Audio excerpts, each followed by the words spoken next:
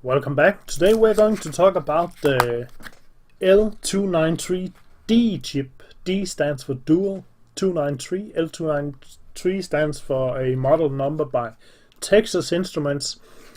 And the small chip here even have the Texas state logo on it. So it's TI Instruments, it says. Or is it? I have bought many chips from Texas Instruments. They could look like this, but when I received them in the mail, they don't come like this. What? Yeah. Yeah. This is definitely not original Texas Instrument chips, but it says it is. We're going to test them today. Furthermore, we're going to hook up a L293 to a motor, and we're going to make it work with a few buttons. So we're going to first of all go over how the chip works, build our circuit and put it on a breadboard, and test the motor if it works. And along the way we're going to talk about how it works actually, and what differs this unoriginal China chip from a original Texas Instrument chips. So let's get right into it and let's build our experiment. So here we have the chip. When I read on it, it says L293D and it says Texas Instruments. Like so. Unfortunately, I'm not sure it actually is a Texas Instrument due to the fact that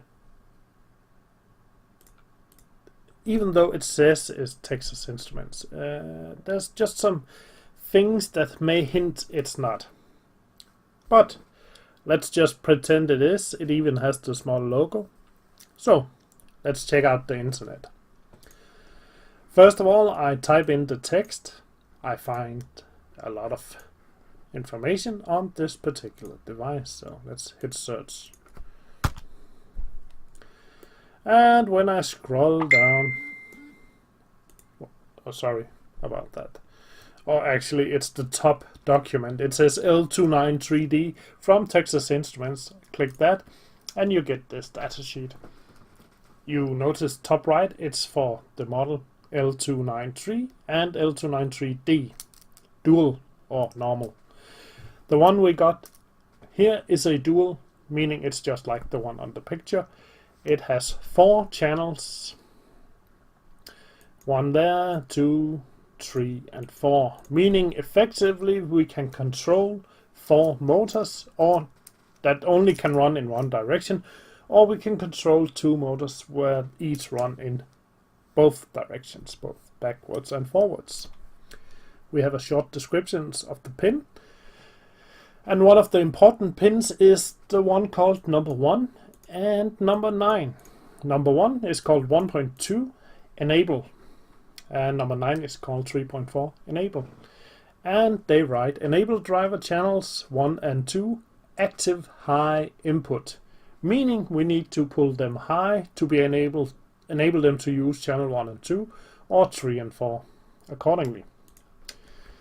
And this is where I know my chip is certainly not a Texas Instrument chip, or it's broken. And the reason I know that is because I do not need to pull mine high. However, if I pull it low, they will turn off the channels, meaning it's always on, but I still can turn them off. So it's a inverse.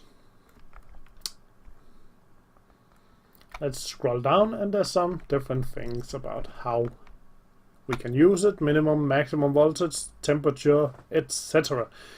Now, knowing that our device might be a bit different, it may actually be different designed as well, which is unfortunate. We have a function block diagram which basically shows when we put this signal high, we enable the motor and the motor runs one way, or if we enable this down here high, the motor will run another way. It gets power from up here, which is not shown, and it's grounded down here. So you can have one motor going both ways or two motors going each way, depending on how you connect it. In our case, we are going to connect one motor with multiple directions. So back to the pinout, pin configuration as they call it. And let's head over to our chip. So our chip, compared to the original Texas, still looks the same. It should do the same thing, but again, a lot of things really makes it unknown or too unknown. So we need to plan things out ahead. So first of all, we take our chip, we make our own function diagram. We have port 1, which is enable. In our case, it's called disable. We have, that's pin 1, pin 2, which is 1A, pin 3, which is 1Y, and those together are called channel 1. So this is channel 1. Whenever we enable pin A, high, pin Y outputs. And when pin Y outputs, so 4, 5, 6, pin 6 called 2Y inputs. We got one called 2A. It's also a pin, so when we pull this one high, this one will output and this one will input. So when we click this, the power will go this way. When we click this, the power will go that way. If we click both of them at the same time, they will just stop.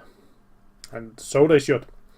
The two middle ones here are called cooling and ground.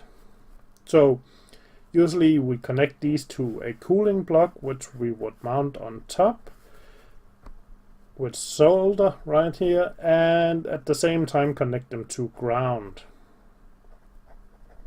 Yeah, nice ground. This one over here is called VCC2. We are not going to use that. The first one is called VCC1. We're going to use that. Going to hook that up to 5 volts. All of these are going to not to be used in our case. So let's make a little more of a schematic. So let's see, we have a 5 volt line and we have a ground. Then we have our chip, and we are going to connect VCC1 to the 5 volts. Our disable pin number 1 is going straight to ground, but in our case, since we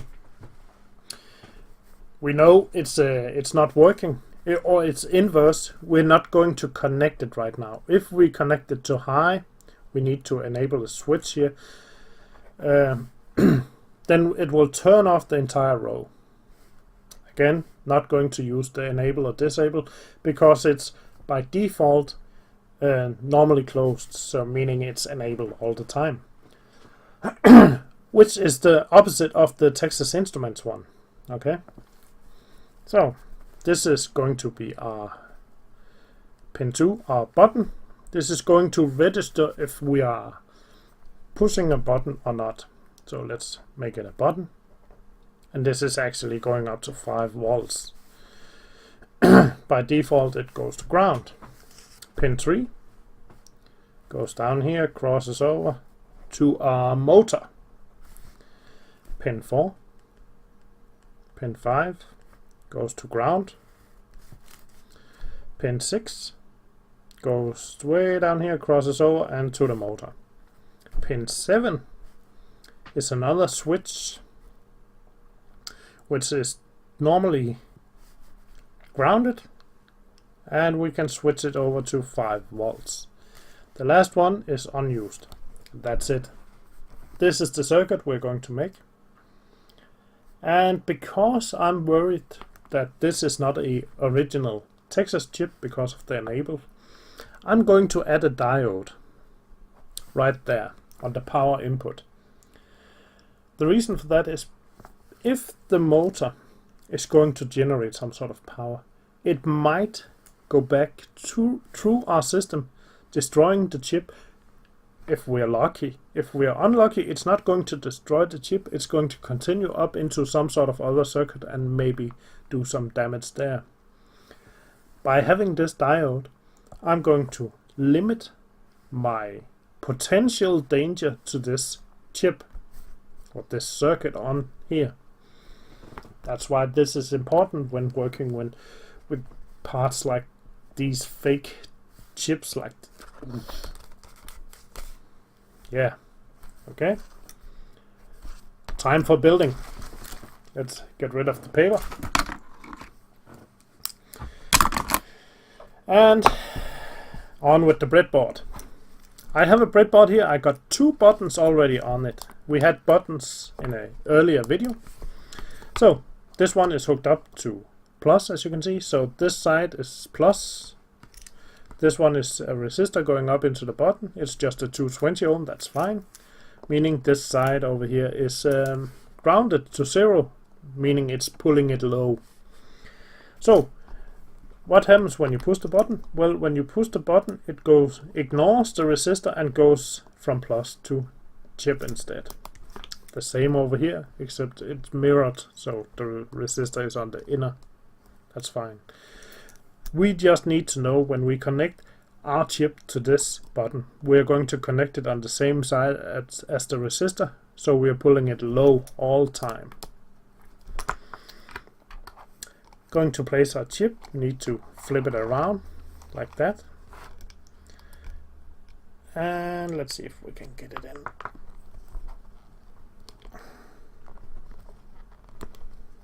There we go. And the reason I know I had to flip it around is because it had a small groove right here, and you need the groove on the left side. This one also has a circle over here, but it's the groove that is the important part. So let's hook things up. The motor we are going to run is of course the Lego motor. I made a connection, so I got these pins on it instead, so I can hook it into my breadboard. There we go. This motor is a 12-volt motor. Most Lego things are 12 volt by default, but we're going to run it on some much less than 12, and it's going to work fine. It's just going to be slower, which is good because it's very hard to see on camera which way this is actually turning. So let's start by connecting the motor to our device. So according to our drawing right here, the motor goes to pin 3 and pin 6. So let's do that first. So we have 1 going to pin 6. 1, 2, 3, 4, 5, 6. There we go. And let's grab another wire. The other one goes to pin 3. So 1, 2, 3. There we go. Motor is connected. Next thing. Well, we have our buttons. They're right there. Goes to 7 and 2. Let's do that. So I made small curly wires. So this one goes to the resistor side of the button and to pin number 2. So you can see it's on the resistor side and into pin number 2 on the chip. This one over here on the resistor side again and into pin number 7. So hopefully you soon can see these sides are actually just mirrored of each other. Right. Next thing we have are the 2 grounds and cooling. So got 2 blue wires. Going to connect them to the blue ground bar down here. The same with the middle one. There we go. Oh, it's teasing. There we go. So basically we are done. We just need to power the device now. We haven't hooked up the enable pin, and we haven't hooked up the power pin over here. We're going to draw power from up here. So here's the diode. We talked about diodes in episode 2, I believe, but it goes into the first, and from the plus bar and into the last pin up here, which is 16. And that's basically it. Now we just need to power the device. So let's bring the red power bar across down here, because our buttons also need power. Let's bring ground across, even though we're not really using it. You can see there's no ground being used. And then we just need to power it. So let's connect the power right there, and there we go. And today we're not going to power the device using a Arduino. We're just going to use a battery bank. So ground to ground, plus to plus, and we're set. I will place this down like this in the direction the motor will turn. So when I click this button, the motor turns this way, counterclockwise. When I press this button, the motor turns clockwise. So it's in fact working just like we expected. And we could still hook up another motor on that side, meaning this is exactly what you would do in a remote controlled car or small robot. One of the motors will control turning left and right, and the other motor will control driving forward and backward. Okay. One of the cooling blocks you could use is something like this, because when we move up to 12 volts on a system like this, it's going to get very hot. So I would often place a block like this on top of this and solder my ground connections to it as well on both sides, so it got common ground everywhere. Last thing to remember was when I turn this motor, it's generating power. Let's see if that is actually true. So I'm going to connect the diode right there, and let me see, I got a small resistor right there. Yeah, got a 220 ohm resistor. It's already powering. That's because I'm hitting the wrong gate. There we go. So the resistor is now grounded with the LED is now grounded with a resistor. So when I turn motor, nothing. When I turn the other way, nothing. That's because I flipped it the wrong way. Brilliant. There we go. One way and the other, meaning we're just having a indicator showing us the light. The problem I'm talking about is if I turn this by accident. Imagine a remote control car and you just push it along, you generate power, and notice the brightness. Your peak values can actually be quite high, and quite high peak values may in fact destroy some of the circuits. Maybe not this circuit, but maybe something else if you have hooked it up to a Arduino. Arduino certainly cannot handle any sort of high power or voltage on their device. So resistor, diode, and maybe even diodes on the functions here as well. So you could replace this yellow wire with another diode over here as well. So when the Arduino is sending a signal, it goes through a diode. Sure, the diode might eat 0.7 volts, but you can also get diodes that only take 0.3 volts, and they will also work. But this is the problem right here. These devices are very much used in motor shields like this one, and this chip is the same as this one. And the reason I also know it's a fake is because when you buy them, you get them like this. Texas would never deliver chips in this manner. They would deliver them like this, in a tube, and this tube will is for manufacturing, so machinery can take them out. They will stand like this and they will just be pulled out by some machine. Not like this. Even when buying hundreds at the time, I think I bought 50 and I got them on this, and already when I opened the box I know this is bad. So they are just for fun, not for use. These on the other hand should be real Texas chips, but not today. Remember diodes, remember the function, and this is actually very, very useful.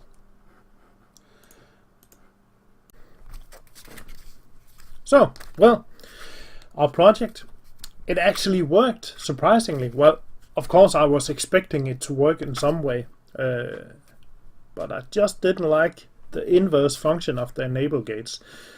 That inverse function tells me that maybe something inside this chip is not as Texas Instruments says it is, making it uncredible. So I cannot believe anything this chip tells me. I can only believe what I actually test and try. So in order for me to use this shit from China, I actually have to test it out thoroughly, do some quality checking, quality assurance before using this chip. Sure, for my hobby projects, etc., student projects, it's fine. But if I were to design a real circuit I'm going to sell to somebody, this would not do. This is terrible. Don't use them. Copy chips. And it even says Texas Instruments on them. Seriously. If the enable gates have been working like I was expecting, I wouldn't have suspected a faulty chip. I have actually tested all of these, and all of them are identical. That's a good thing, right? Because that means they are being manufactured under the same conditions and in the same way. The bad thing is still I have no documentation on what these chips can actually handle or not handle. That's the problem. Fun with chips, yeah. And these are actually, instead of buying these fake ones, you can go into a local toy store and find a very cheap, just as cheap as you can find them usually, produced remotely controlled vehicle. You can see I got one right there. It's not so cheap, but it's a remotely controlled vehicle from Lego. And when you disassemble them, there's usually either a where's my board? Well, I guess I threw it away.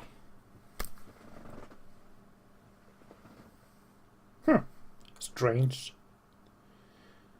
No, it's right in front of me. There's either a motor board like this one. This is a motor shield for a Arduino, or just a maybe one or two H-bridges and a few other chips inside. You can desolder and use those instead, because Texas Instruments original chips can be expensive compared to other chips, at least, but still not as expensive as using a faulty copy chip.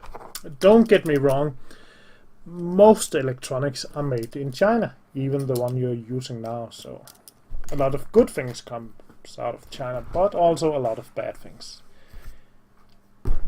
Anyway, thank you for watching. Comment, rate, subscribe, and I'll see you next time. Bye.